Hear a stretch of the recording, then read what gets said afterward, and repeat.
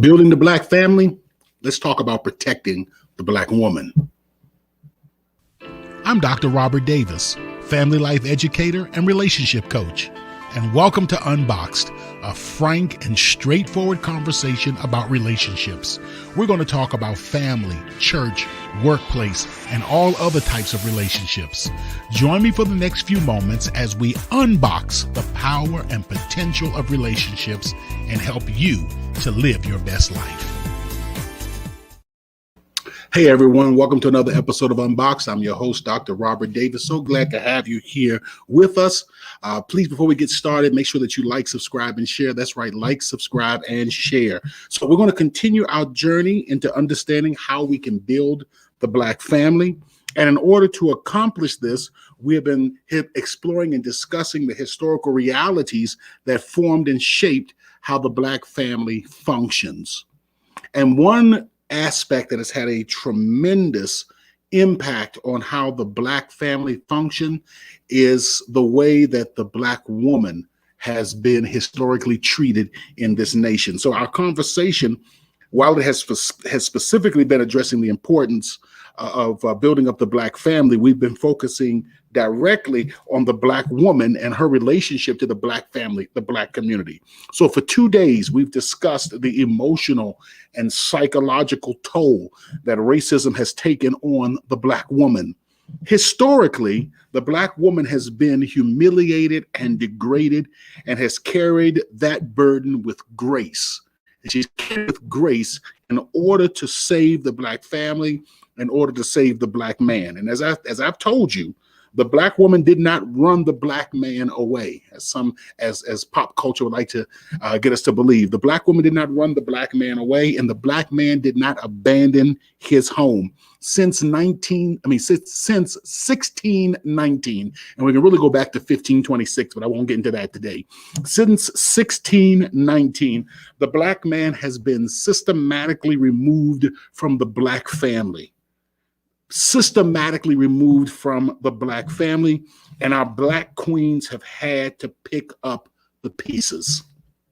The United States government, under both Republican and Democratic leadership, going all the way before there were Democrats and Republicans, has systemically and have methodically and intentionally removed the Black man from the Black home. And now you have a lot of people, even African-American men and leaders, who want to point fingers and say the problem is the Black man, the problem is the Black woman, without having the moral courage. This is what I told you. I got upset with President Obama.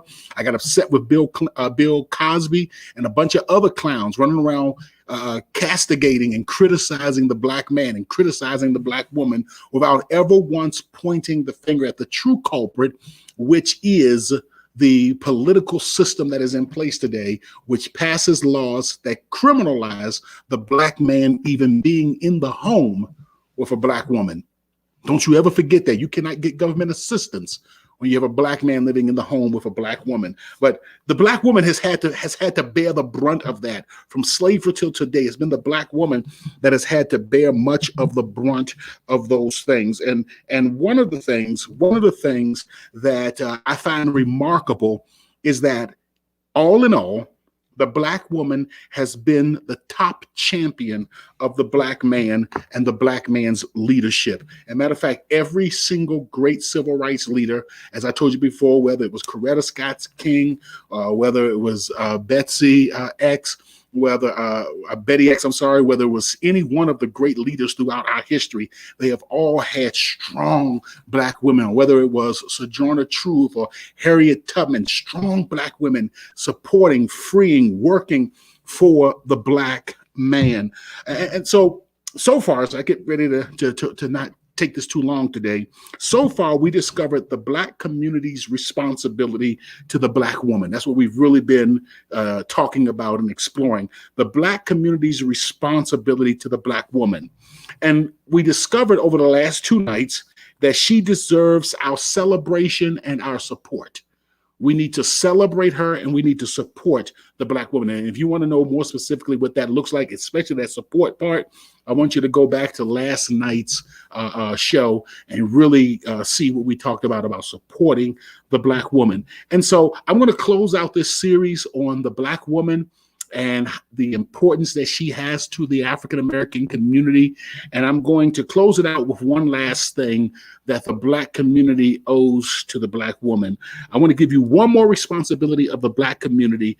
And more specifically, I want to talk about the Black man tonight.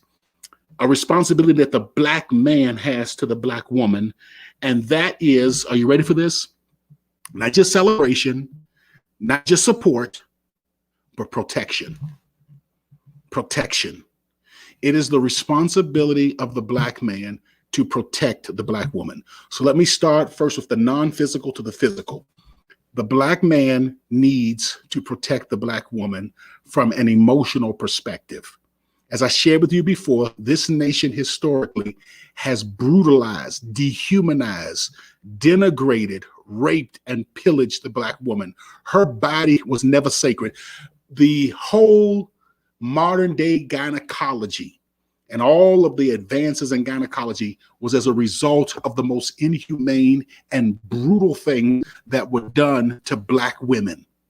And so we have a responsibility to emotionally protect our women, and that is create environments in our homes and in our communities where our Black women are not subjugated to ridicule, criticism, and belittlement, body shaming, hair shaming, all of the other stuff that we have a tendency to do as we parrot and mimic what the majority culture has been doing for years to our Black sisters. There ought to be a safe place for the Black sister. And that safe place has to be our churches, it has to be our communities, and most of all, it has to be inside of our homes. When I talk about protecting the Black sister, one of the things that we need to protect her from is our own ignorance and our own vice. We cannot allow our Black daughters, and I know we want to let our children explore. Don't allow your Black daughters to be exposed to music that denigrate Black women. That's very important. But then I also want to share this, my friends. We have a responsibility to protect the Black woman physically, to physically protect the Black woman. The Bible says that a man that does not provide for his household has denied the faith and is worse than an infidel. And one of the things that men have to provide is for protection for their household. And I don't say this an awful lot, but I am a registered gun owner because I have made up in my mind that I have a moral responsibility to protect my family, even with my life. If somebody come running up in this house, prayer has its place, but sometimes you need to get up off your knees and pull out your sword. Prayer has its place, but sometimes you got to get up off your knees and you got to pull out your sword. Are you with me out there? And so, men, you have a responsibility to physically protect our sisters. And again, when you had men like Malcolm X that were teaching this and the Black Panthers and others, they started killing those leaders because those leaders said, we have a responsibility to protect our Black women. Martin Luther King made this statement right here. He says, some things are so eternally true that they are worth dying for. Some things are so eternally true that they're worth dying for. And if a man has not discovered something, and I want to say as a man in the Black community, if you've not found someone that you will die for, then he isn't fit to live. A man that has not discovered something, and I'm adding this, or someone that he will die for, he isn't fit to live. That's what Dr. Martin Luther King said. And so I want to encourage our Black men to support their women. One of the things that touched me when I watched the movie, and I did not own the copyrights to this movie whatsoever, but one of the things that touched me was when I'm using it as part of the Fair Trade Act. I want to make sure I throw that in there. But one of the things that touched me was that movie One Night in Miami. I'm going to show you the clip of Malcolm X as he was protecting his family. And I hope that this will inspire all of the Black men to know that we have to protect our Black family. Roll that footage for me. I'm coming, but I know change don't come. Oh, yes, it will. I go to the movie. I go downtown. Somebody keeps telling me go. Hang around. It's been a long time time coming, but I know change gonna come. Oh, yes, it. And so I just want to end by simply saying, we have to be willing as men to die for our sisters, to die for our mothers, our sisters, our wives, our daughters, our nieces, our grandmoms, et cetera, et cetera. It's really time that we have to have courage to stand for something. If a man has not discovered something or someone, as I put it, that he will die for, he isn't fit to live. I want to end this segment by just simply saying, I thank God for strong Black women who stood beside their Black men, elevated us to positions of leadership, stood by us as we led, encouraged and motivated even to this very day.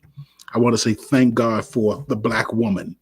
She is by far one of the greatest jewels that the Black community has. May God continue to bless each of them, and may He bless us as men as we stand to support, to encourage, and to protect them. Let's continue to unbox all the power and the potential of the Black family. Make sure you like, subscribe, and share, and I will see you tomorrow night. Take care.